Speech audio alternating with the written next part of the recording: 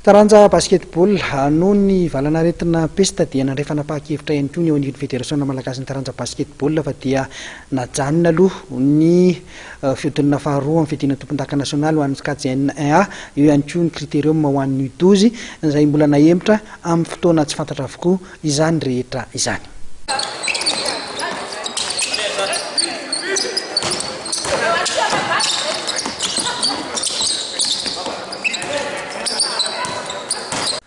Tahaka ireo taranja hafa misy eto amintsika dia namoaka fanambarana ofisialy afanapa-kevitra ny hanafoanana sy hanemorana amin'ny fotoana manaraka ny critérium national U12 azazalaso zazavavy sy ny fiadina ny tompon-daka nasionaly sokajy NA ihany koa ny federasiona malagasy ny taranja basketball.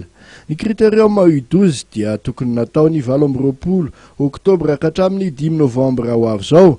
Ny faraka amby 20 ka hatramin'ny 7 volana oktobra kosa ny saika hanaovana ny fiodinana faharoa amin'ny fifaninanana nasionaly sokajy NA lasy vavy. Raha mahalala hatrany moa fatao rin ny famohan'ny ministeran'ny tanora sy ny fanatanjahantena noty mandrara ny fanaovana fietsehana ara-panatanjahantena mamoro olona maromaro no nahatonga izany fandraisana fanapahan-kevitra izany. Tsaivina fa ny fitiliana ireo katitakely ho tany ketsan'ny taranja basketball malagasy no antony saika ikarakaran'ny FMBB critérium national U12 io.